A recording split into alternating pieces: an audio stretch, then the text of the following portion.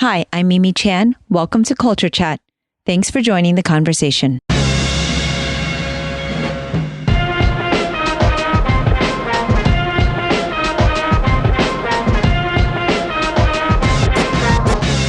Hi, everyone. Happy Tuesday. I had the honor of interviewing the legendary Stan Sakai last year, and he generously agreed to another conversation on Culture Chat. Stan is the creator of Usagi Yojimbo, one of my favorite comic book characters. If you love samurai stories, feudal Japan, or ninjas, this comic is for you. Stan recently won 2 new Eisner Awards and was inducted into the Hall of Fame at this year's San Diego Comic-Con. Virtually, of course. Team Usagi is also excited to announce a new Netflix series coming soon to a TV near you. It was great to catch up with Stan and see how he has been doing during the pandemic and discuss his latest projects. I feel so fortunate to have these wonderful conversations and hope you have been enjoying them as well. If you have, please support the podcast by sharing and rating it. It would also be great if you'd like to support with a donation to help keep this podcast going. You can do that on patreon.com or on my website. For comments or suggestions, email me at mimi@culturechatpodcast.com or reach out on social media at Sifu Mimi Chan. Now on with the show. Hello, Stan Sakai. It's amazing to have you back on Culture Chat. Well, thank you, Mimi. It's good to be back. Yes. Well, last year when we spoke, you were just changing publishers. Usagi was going to full color. You hinted at the TV show, but now, obviously, Usagi TV show has been announced officially. You just won the Eisner for Best Archival Collection, Lettering, and was inducted into the Hall of Fame. So well deserved. Congratulations. Thank you. It's been a very good year.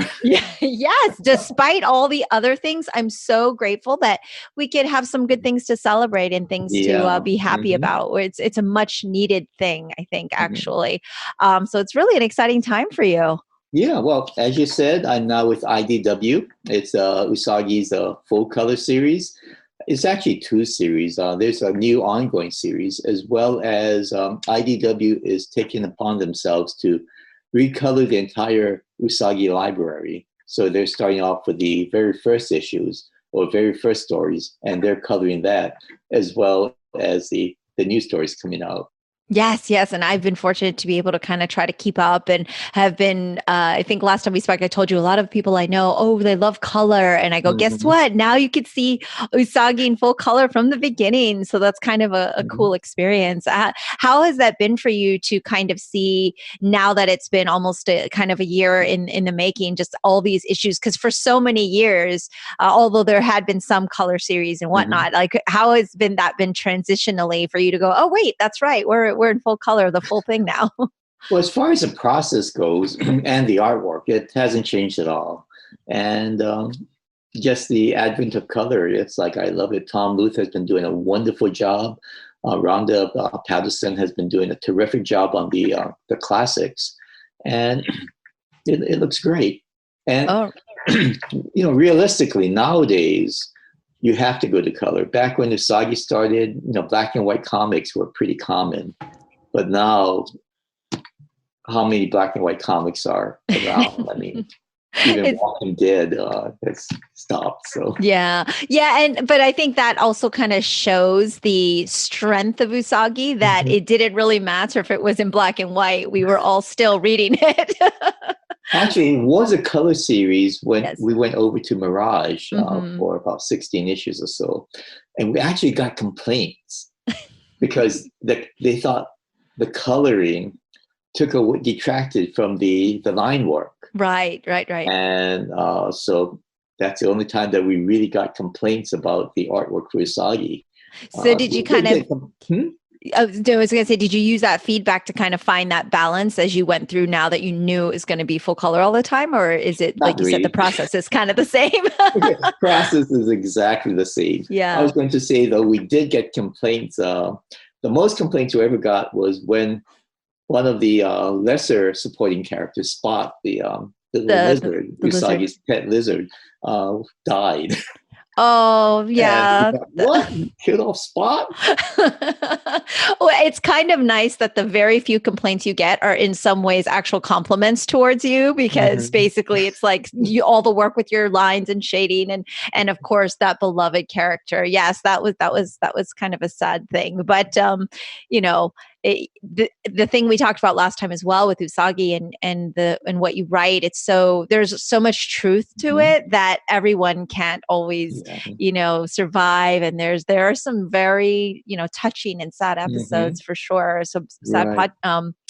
issues, but we're gonna definitely keep delving into that. But I was curious, are you excited that, like I said, last year we hinted at the TV show and everything, but now it's like official and Netflix is going to be showing Netflix. it. How does Yeah. that feel for you? Oh, it feels great. I've been working on it for the past year or so, Mhm. approving scripts, character designs, and just meeting the team. Mhm. And we work well together. And I've been really impressed with the direction they're going.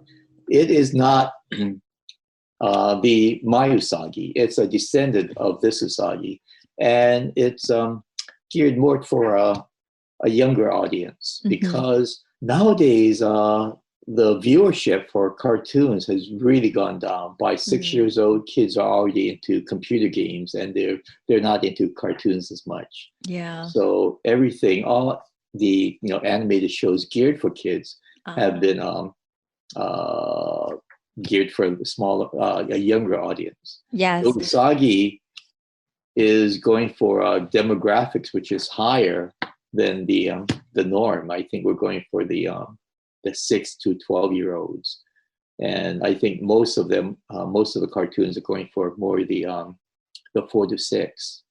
I see. Well, I have a feeling that many avid Usagi fans, such as myself, will still be watching it. And I definitely break out of that 12-year-old demographic. I Well, have a feeling. there is a specific reason why we're going with a descendant, and but unfortunately we can't talk about that yet. Okay. Yeah. Yeah. Well, we look forward to all the surprises and things that are coming ahead. So And it that's will be a exciting. surprise, Oh, a my big goodness. surprise. Oh, Stan, you are so tempting us with these little tidbits. But, I know, of course, we are all surviving in this COVID-19 Mhm. pandemic, and there has been a lot of conversation. I've tried to talk to some entertainment industry professionals, and there was like a hint that, well, with COVID-19, perhaps animation is going to be a little more prevalent just due to the nature of the work, being able to be more independent. Do you have any kind of opinion on that or thoughts Well, on like I that? said, I've been approving scripts. I had 3 scripts to be approved yesterday, Okay. and I have 2 more that's due tomorrow. And so, yeah, we're still working. And Hmm. when I say approvals, it's each episode goes through, I think, about 4 different script stages. There's a premise, there's a first draft, second draft, third draft, fourth draft, which is a final draft.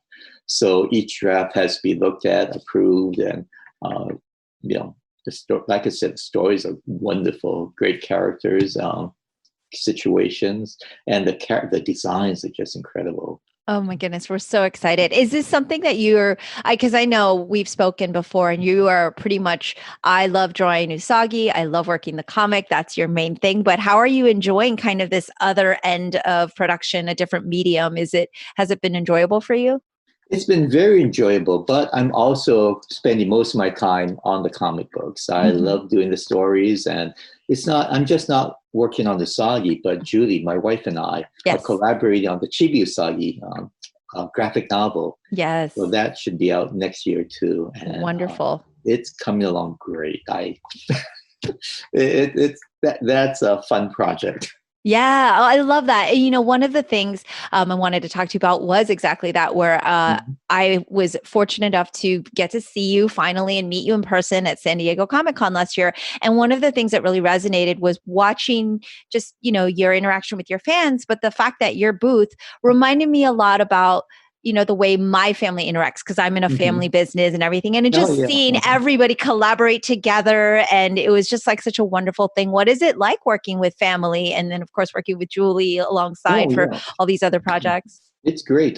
Daniel, Julie's son, is our business licensing merchandising manager. He Mhm. coordinates everything, including the Netflix and Gaumont deals. Emmy Julie's daughter, is doing the coloring for the Chibi Usagi story. And she colored the Free Comic Book Day story, the Usagi, Chibi Usagi Free Comic Book Day story, which I think is coming out in August. With the pandemic, it's throughout the entire Free Comic Book Day thing. Yeah.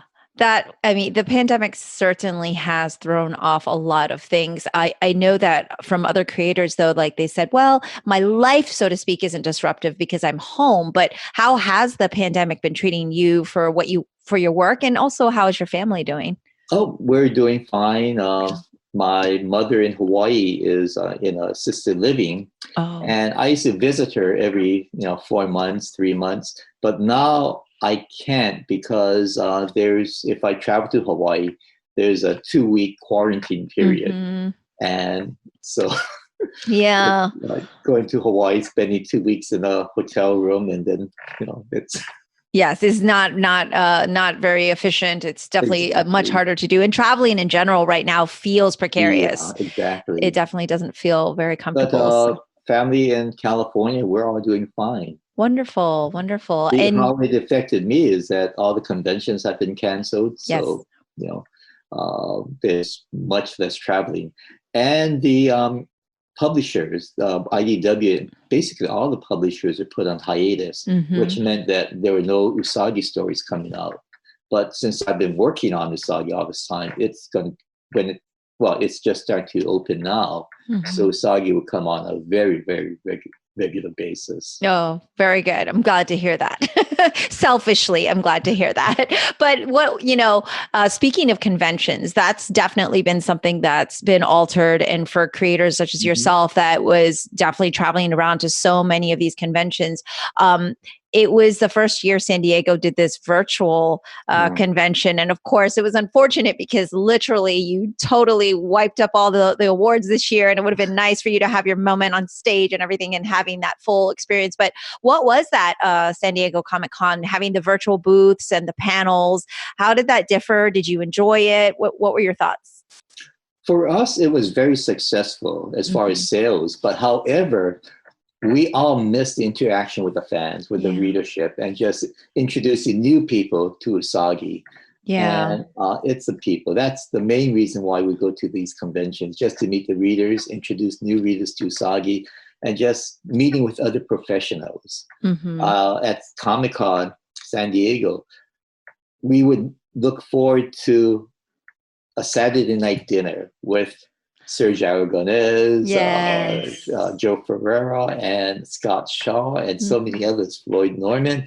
And that was always our high point of Comic-Con, just to hang out with the other professionals, friends that we've known for, 30, 40 years. And was always the high point. Yeah, I know. I felt so fortunate that I was able to actually be able to experience that and see you last year, like I said. And then Scott, it was nice because we did these podcasts together and then I was able to kind of interact in person and I got to hang out with Scott and Sergio at their booth too. And what was really cool was when I got to meet you and we were talking and like one of your fans said, "Oh, I just listened to your podcast." And it was just so cool to kind of feel that love for you and for what you do. And yeah, I can definitely see how that would have been something that's super missed because the fans love interacting with you guys and being able to see you. Usagi has such incredible fans. Yes. It's a great community. And that's of course due to you and not just your work, but I put out for like questions from fans. I said, "Hey, I'm gonna get to talk to Stan again," and it was interesting because we didn't have like a crazy slew of questions, but it was everybody's comment is like, "Oh, he's so kind and generous," and anybody that you mention the name Stan Sakai to, immediately it's like, "Oh, he's the kindest in comics, and he's so genteel." I'm like, "Oh yes, I agree," and so that's I think a testament to also your personality and what you bring to it, not just because of the work that you do. I mean, I think it's a lot. It's a lot to do with you and just going to your booth and being able to see you. You don't just sign your name. Each signature has like artwork, and you take such time and care. And so I think fans truly appreciate that, because you show your appreciation back. So I think it's a nice give and take. Well, I'm very fortunate to do what I do. It's it's truly a dream come true. Well, I did want to ask you a couple questions kind of about process. We got to talk a lot about it last time, but as a traditional martial artist, that's something that I've done my whole life, and I, see that as something I'm always striving to just perfect my craft and focus on one thing, and I'm not usually trying to learn different art forms, and I'm kind of like trying to find my way in what I'm doing and perfect that. And I just see that you've really done that as a creator. You've of course been guests in certain things, and you've done different issues. If someone asks you, I'm sure you're very willing, but you've really focused on Usagi. You've really made that your perfection and mastery. And I was wondering where you find that discipline, or where you feel you've developed that type of discipline. I know you just have a love for him and that character, but there is a certain discipline that goes along with, even like you said, during the pandemic, so many people told me they couldn't do anything, like their creativity had stopped, and you're just still going. So there is a discipline to that. And I wonder where that kind of comes from, or how that's developed. Well, I have deadlines, and like you said, I am disciplined. I know I'm very fortunate, and I don't take it for granted. When I write a story, it takes me about a month just to write it down, and the artwork takes about another 4 weeks. So I'm very fortunate. I know that, and I'm always working. Even also too, we have a studio in the home, so we're always at work, which is a good thing and a bad thing, because Yeah. you're always working. Yeah. I used to love going to conventions because it gets me out of the studio. So it's like a little vacation, just a little break from real work. Right. It breaks it up. And even though it's still work technically, but it does break it up. And like you said, I think maybe just like you had to do the virtual San Diego Comic Con, you and Sergio and Scott, everybody, you guys should have done the virtual dinner thing where you guys like all get together and then have like a dinner and say, you know what, let's take the time. That's kind of what we have to do now, because otherwise. We have virtual lunches. Oh, you do? Every Friday, we used to meet at a restaurant every week. They would reserve a table for us, and anywhere from 4 to 15 people would show up. Wow. And they'd always accommodate us. And we started doing the online lunches now, just to catch up, keep up with what everyone's doing. Scott's on there, Floyd Norman, a few other people. We were doing these lunches for I joined about maybe 25 years ago. Wow. That's amazing. So you've been doing the lunches for that long, but and then through the pandemic, I guess did it kick up even more, or you just kind of keep consistent with the kind of, is it a weekly, you said? It's a weekly, yeah. And we have people from Disney, because we eat in Burbank. So Disney Studios is close by. Okay. Once in a while, someone from DreamWorks. I'm a freelancer. Scott was also a freelancer. And, it's just that because we work in isolation, it's nice to just get together, blow off steam, and just talk about the industry, talk about what's going on in each other's lives. And so it's wonderful. I mean, I really needed that, and I still do. Yeah. Oh my gosh, it must be so wonderful, because I think there's a little bit of a brother/sisterhood/ familial thing about people who do what you do, because not everyone can understand it, right? Like talking about the process, and it's a very specific niche group. And so it's great to have peers that you've been such lifelong friends with. And I think that must be quite special. And it must be a lot of fun as well. I would love to be a fly on the wall at one of those lunches to hear all this creator comic fun talk. The funny thing is, my mother-in-law used to work close by, and she used to go to that restaurant sometimes on Friday, and she always noticed this group of people in the corner that always seemed to be having fun. And it was until we're talking later on, and she said, "That was you guys." That's funny. You busted. So what does Stan Sakai order at these lunches? I'm all about food. So I know it's not about the food, but what's like your go-to lunch meal? I'll just used to order BLT. It was just a regular, straightforward coffee shop. So BLT. Fun. That's fun. I always ask these strange questions. Sorry. So, we've talked a lot about your work. We've talked about how much I love Usagi. I've told you before that, my husband gets jealous because he's my boyfriend. But I feel like that for me, especially like for my art form and what I do, I have a lot of people that I consider to be like kind of my inspiration or role models or mentors. Was there someone in your life that you consider be very influential in your art and creation and the way that you work? The first big influence on my work was Steve Ditko. This is during his early Spider-Man, Doctor Strange days.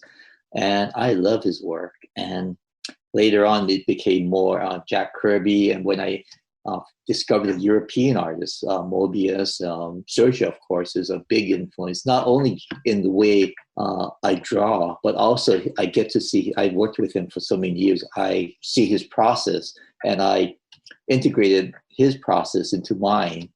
And, there's just so many, John Buscema, especially after you meet them, it's, hey, he's a nice guy. I take a second look at his artwork. Yeah, his stuff is good. There's a lot of neat stuff in there. Yeah. And can you share a little bit about like what, for example, with Sergio, like when you say process, is there kind of an example you can point to that kind of resonated with you and that you said you've incorporated? Yeah, the way he works. Yeah, first of all, he does a plot outline, which is what I do. And he writes it all in longhand. And from there, he breaks down into thumbnail sketches. And from the thumbnail, he goes directly to the finished artwork on the big sheets. And usually for Gru, Mark Evnier, he would talk it over with Mark. And Mark would actually write the dialogue.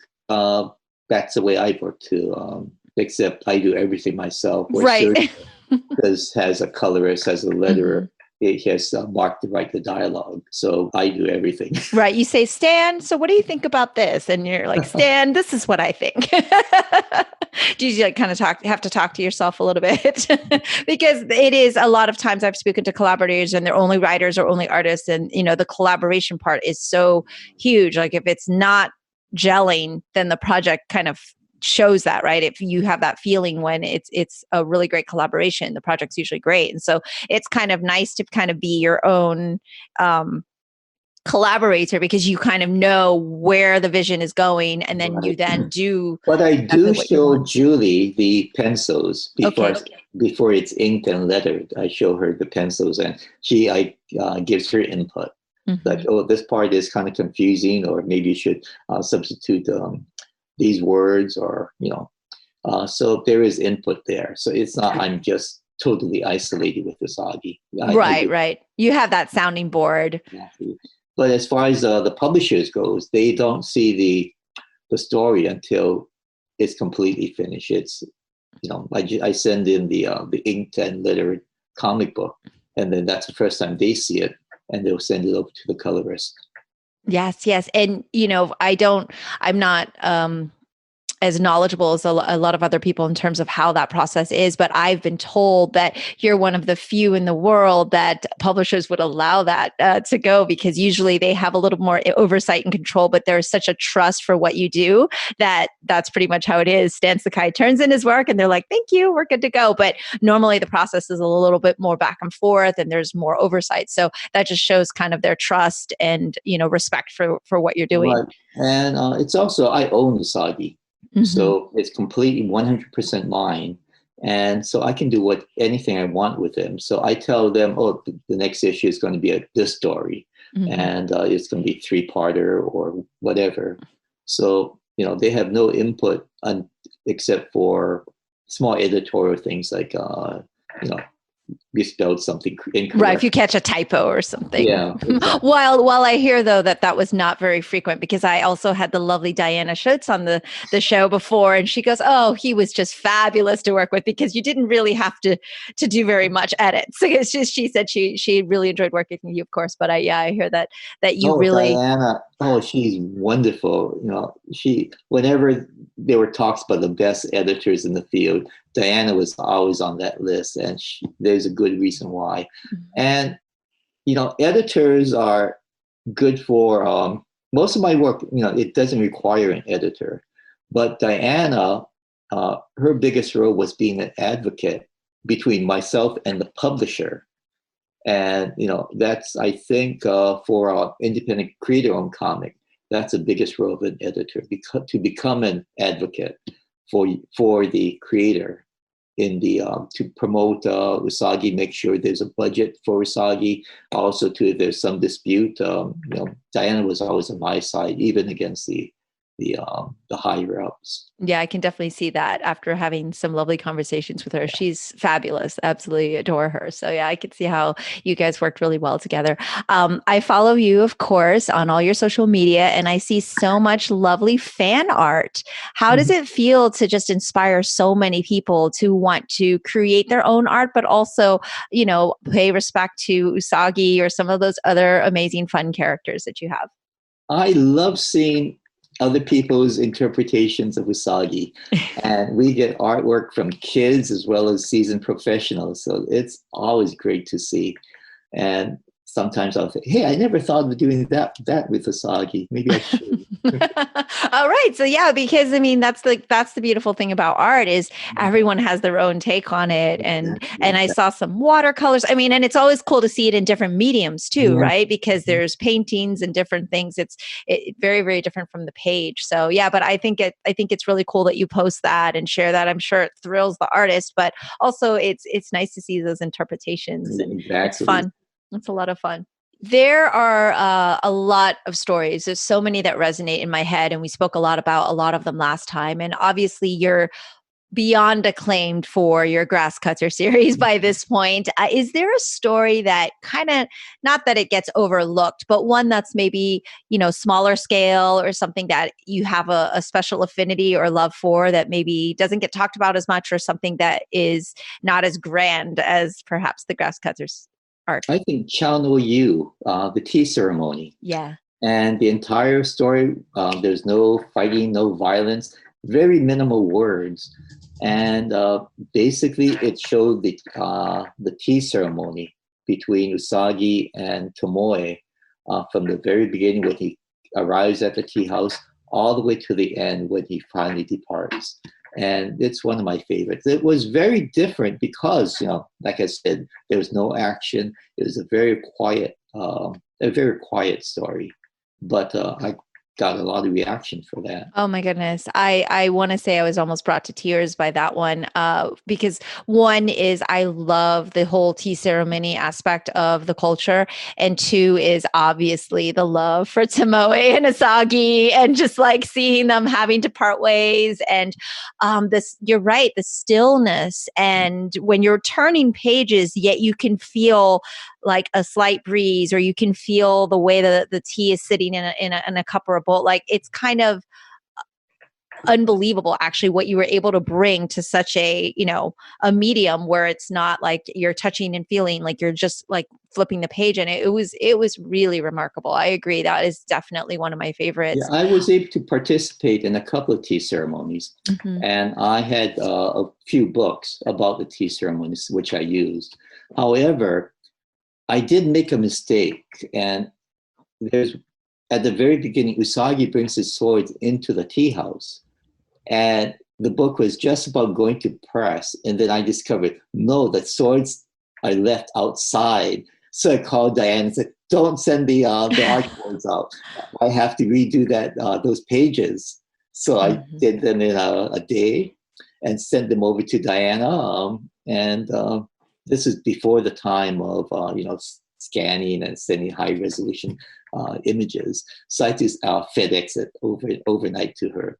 So, but we got it just before it went to press. Oh my gosh, what a relief, because I know that you're a bit of a stickler for that. I've heard that, and I think we mentioned this last time, where if you found there was something wrong, like I think it was in the game of Go or something, and you went back on the second print, you're like, make sure we fix that. And I mean, it's almost impossible to catch all of these idiosyncrasies because you go so detailed in your in your explanation of the culture and sharing of the culture. I mean, there's so much, right, that we're always learning. So is there something that you've learned along the way that was kind of surprising for you as you began to learn more about the Japanese culture, or anything like such as the tea ceremony? Are there other things that were kind of surprising to you, or that really resonated? Yeah, well, I'm third generation Japanese American. So, everything I learned was through research or my mom or going to Japan. And there's always things that surprised me that I did not know about, little idiosyncrasies about the Japanese culture. I can't think of any offhand, but yeah, Yeah, there's always it's something that surprises me. So it is. There's always something. And most of those some things I actually learned through reading Usagi. I'll admit. I love like at the beginning and the end, or at the end of it, where you kind of share like, oh, this is why the puppets were used in these type of staging, or this is why, this is what it's about, or the folklore of the monsters or spirits that you have in there, and why. I think that's always interesting, that you kind of add that layer and how detailed it is and how much research that you do. But I love the fact that you're able to kind of learn more about your culture, because that's something I enjoy doing as well. So for the tea ceremony that you participated in, where was that, and where did you that find was that? in Seattle. Mm-hmm. And a convention, Anime Con, actually had invited uh, uh, a tea master, and the first guest was a fan of Usagi. So she asked if I'd like to participate, and I did. I was a second guest, and she explained, the first guest. She explained everything to me, answered all my questions, and it was wonderful. After 45 minutes of sitting on my knees, so it was hard to get up. Yeah, it's pretty intense. I can imagine that'd be pretty intense. My cousin had gotten married in Thailand because his wife Mhm. is Thai, and I was there on video, like it was a FaceTime, to see, and I was like, wow, they've been on their knees for a long time. It's pretty intensive, because It is. you kind of take those little things for granted, though, right? That you just see it looks beautiful, and they're, everything's nice and neat, but you forget, like, wow, they're actually like in a tough position. That's why they need extra tea to kind of like relieve the symptoms, maybe. um you were talking a little bit about seeing some of these really cool things at conventions. I know now when you go to conventions, you are basically either at a panel or you're in your booth. But Mhm. if you were just kind of be able to kind of, go around, are there certain panels that you like to sit in on, or maybe back in your, if you did have convention going days, like what were the ones that you kind of would gravitate to? Because now they're working, you're on the other side of the table, right? But For is San there? Diego Con, definitely quick draw Yes.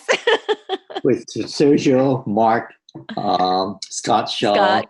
and a guest. And basically, they take questions from the audience or suggestions from the audience, or Mark thinks of something, and they'll have to draw it right off, right off the top of their head, like, oh, do an occupation for the Hulk. Yes. And you draw like the Hulk as a ballerina, or the Hulk as a dentist or something. And it's always hilarious. Yes, Scott recommended, because I asked him, I'm going to San Diego for the first time ever. He goes, don't miss Quick Draw.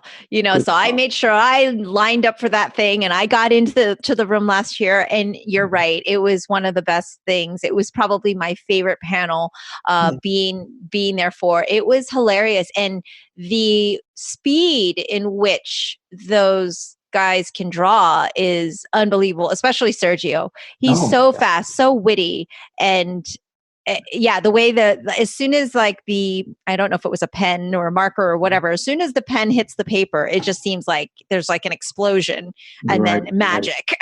And it's not just a drawing, but it's also the gag. Yes, And yes, it's the witty. it's It's amazing. yeah, it's very, very funny.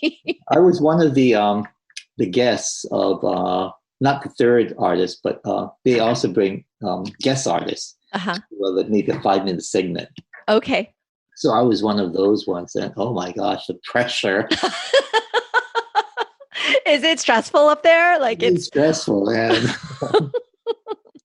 You're like, I kind of like take my time with it. Is that's generally kind of your method, right? You kind of like to take your time and Well, I can draw quickly. However, right. the gag, that's Hmm. the hardest part, the thoughts. Yes, yes. And I did it for maybe 5 minutes, but for them to do it for an hour, it's I don't think we can do it. I'm sure you're more than capable of it, but I think they're also used to it. Like they've been doing it for years, Mhm. right? Like years and Yeah, years. but even before then, I mean, they're just so quick with the gag. Yeah, yeah. There was one that Scott did that just cracked me up because he was basically, I can't remember who was on the microphone because it was like a guest from the audience Mhm. trying to guess something. And Oh like he was yeah. kind of like making fun of her a little bit, but it was in a really funny way. It's because she couldn't think of something. And he was just super, super quick witted. I go, oh my gosh, how do they think of these things? They're just so quick witted. But yeah, that's a lot of fun for And sure. that's the part where they'll be drawing, and the audience member has to guess what they're drawing. Yes. And I remember when I was there once, the word was miscellaneous. How do you draw miscellaneous? I don't know. I'm sure they came up with something brilliant though. It was funny, yeah. Yeah, yeah, you're right. That's a lot of fun. Um, so since we last spoke, I actually read in a little book club of mine, Musashi by Yoshikawa, and of course, then I wanted to read the Book of Five Rings. And I have to admit, I enjoyed it's this really large book. It took us a while. We took our time with it. It took almost a year. We really like would meet about it every week, talk about one chapter at a time. But I have to say, I think I enjoyed it because of Usagi, Yojimbo. Are there things in different mediums that you found where like you've read a book and maybe you enjoyed the movie more because of it or vice versa, or in the way that I kind of had that experience where because of my love for Usagi, I think I love all things maybe samurai a little more, or like I said, that Musashi book really resonated, of course, because I had that experience. Is there anything like that that resonates for you? Oh yeah, it's with Musashi. I saw the movies before I read Mhm. the book, the Inagaki Toshida Mifune Musashi trilogy, Samurai trilogy, Mhm. and then I read the book later and thought, oh, this it gave me more insight, more I can see Mifune in the role, and that was great. But yeah, it's a lot. There are some movies that I would read the books first and then watch the movie. Sometimes it enhances, other times uh, it destroyed it. Yes, I know. It's sad. Yeah, I know Wicked, that Broadway play, was Yes. everyone raved about it, but I read the book first and I hated it because it took the magic out of Oz, and I could never go and see Wicked. Son saw it, oh, it's really good. You should see it. Well, yeah, I didn't like the book, so So, because you loved the Wizard of Oz. I did love the Wizard of Oz, and Wicked. It turns the Wizard of Oz, the wizard, into basically Hitler, It's true. and so it just destroyed everything for me. And the Wicked Witch was a freedom fighter or something. Yeah, it kind of flips everything, and you're like, Yeah, wait, no, I had yeah, my vision in my head, and yeah. It's like it this is kind of not what crushes your Transformers childhood, wanted. right? Well, I kind of agree. I mean, I obviously it has that one amazing song, but I did think it was a little overrated as well in terms of Broadway. Do you like Broadway shows? I do. I love musicals, and I love live theater. Hmm. What are some of your favorites? Oh, my two favorites are West Side Story Hmm. and Fiddler on the Roof, Oh, as far okay. as musicals go. Yeah, both wonderful classics, and both made into films as Yeah, well. yeah. Did you enjoy the film aspect as well, or did you like the film first, or the play or the live? I was aware of I saw the film first, Hmm. but I think Spielberg's redoing West Side Yes, Story. yes, yes. He's doing West Side Story, and Ansel. I can't remember his last name. I was at the Oh, Colbert Show, and he yeah, from Baby Driver. yeah. Yeah, he's in that, and he was a guest at Stephen Colbert, and I was in Oh. the live audience, and he came out talking about it. So yeah, I think he is redoing that, which should be And I interesting. think is it Chica Rivera or something is Hmm. Rising is also going to be in there, and she was in the original Broadway as well as the movie. Ah, okay, okay. Yeah, it should be interesting. Yeah. Taking on. I always find it interesting when directors are like, okay, now I want to do a musical, and they like really kind of break out from all their quote unquote normal stereotypical things like sci-fi and all these different things. So that should be interesting. But yeah, I love musicals as well. A really, really big fan. Is that something you kind of grew up on, or was it something you kind of gravitated to later? Something I gravitated towards. And LA had, when I was living in Los Angeles, they had a lot of small community theaters like the Colony, the Circle around in Glendale. And they would show things that you couldn't see anywhere else. I saw Happy Days and directed by Oh, Gary Marshall. Gary Marshall was there. Or, really? yeah, and Pasadena's Playhouse, they did a presentation of, let's see, it was Ray Bradbury. Okay, Fahrenheit No, it wasn't 451. No. Fahrenheit. I think it was Ice Cream Suit. Okay. And Not one of familiar. his lesser known, but they also, the Colony Theater also did Dandelion Wine, which is my favorite Ray Bradbury. And Okay. Ray had done the um, the script, and he also wrote songs for it. And Really? he was there. He goes to all the performances, and I knew that. So afterwards, I got to talk to him. He signed a few books for me. Wonderful.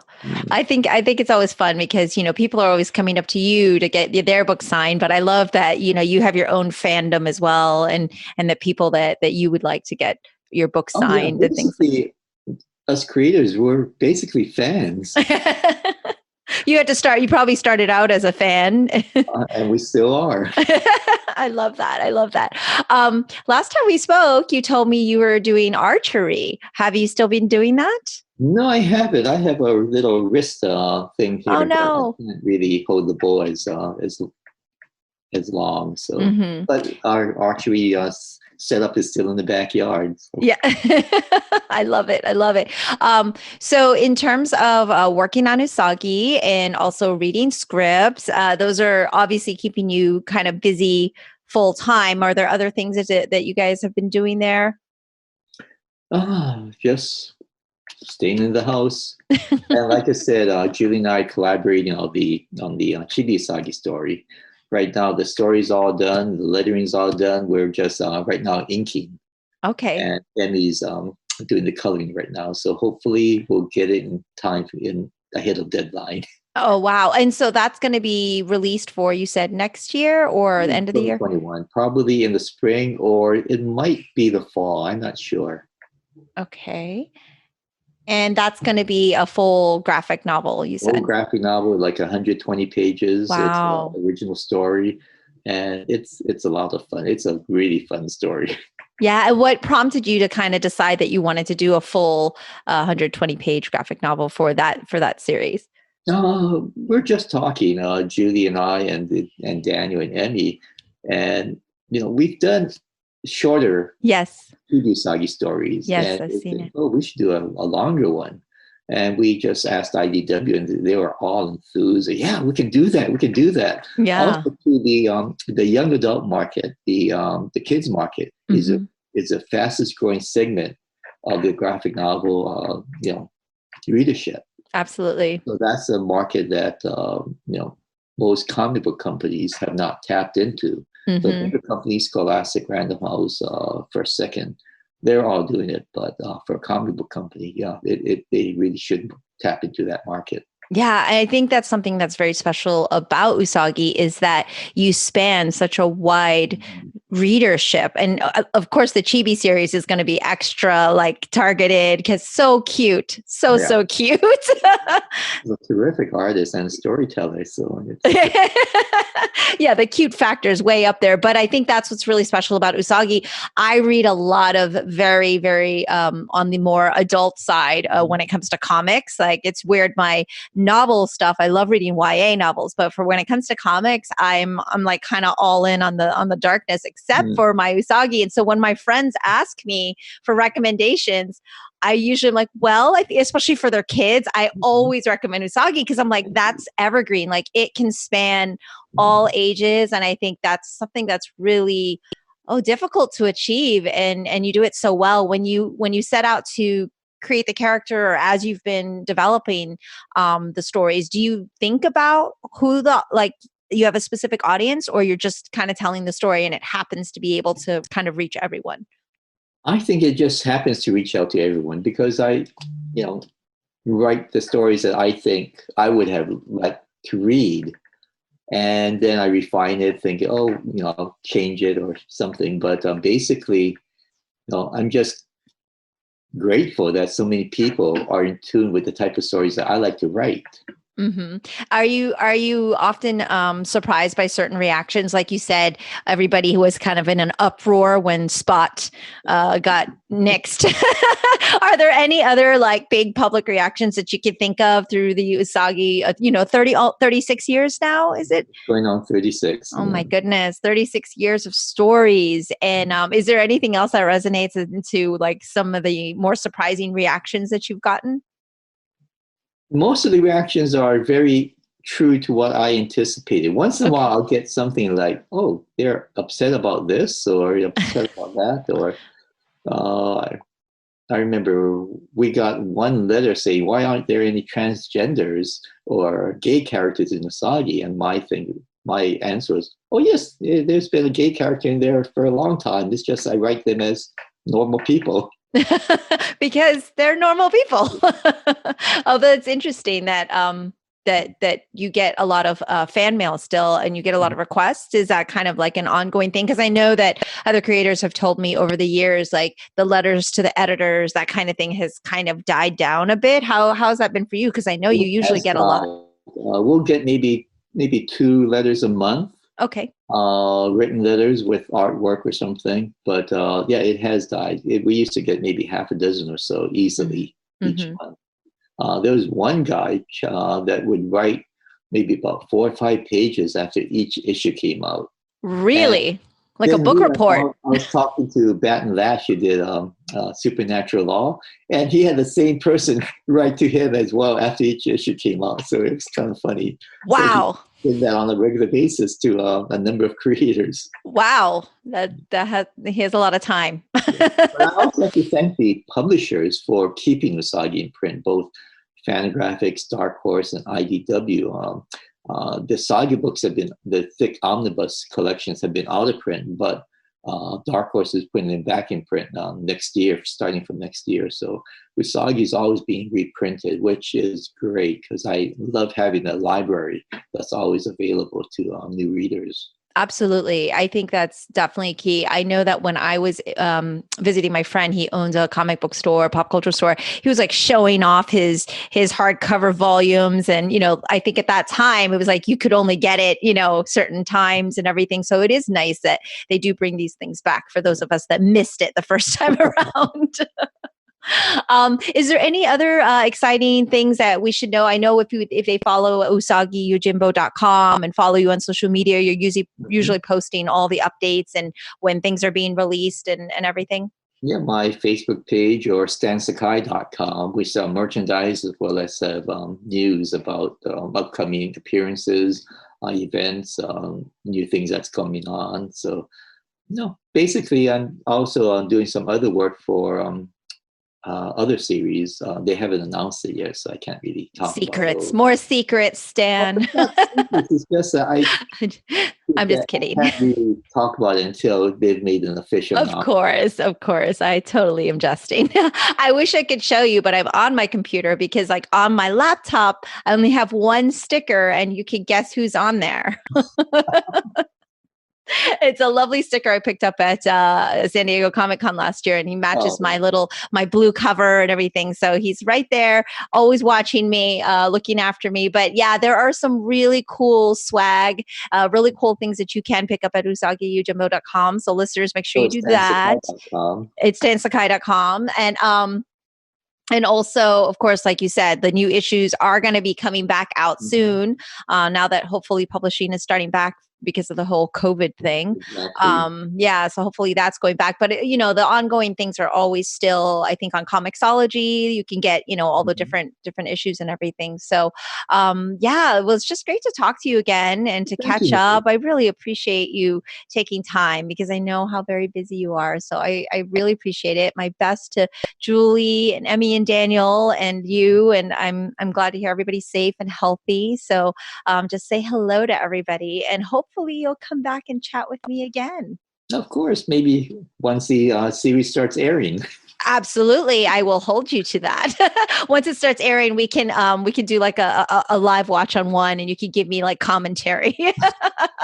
We'll have popcorn and everything. But yeah, that's very exciting. I know that it's imminent, and they're going to start. They'll announce when everything's coming out. So, like I said, just keep following Stan Sakai, and that way we can hear about it. And once again, congratulations on beyond a well-deserved Eisner wins, as well as the Hall of Fame. There are so many people and so many creators in the industry, but you are, of course, one of my favorites, and also has just dedicated your whole life to that mastery of Usagi Yojimbo, and have shared this wonderful creation with all of us. So congratulations on that honor, and thank you. No, thank you, Mimi. That's all for today's episode. Thanks for listening to Culture Chat, and hope you enjoyed the conversation. Please subscribe and rate my podcast. Feel free to leave me suggestions or send an email to mimi@culturechatpodcast.com, or follow me on social media at Sifu Mimi Chan on Twitter, Instagram, or Facebook.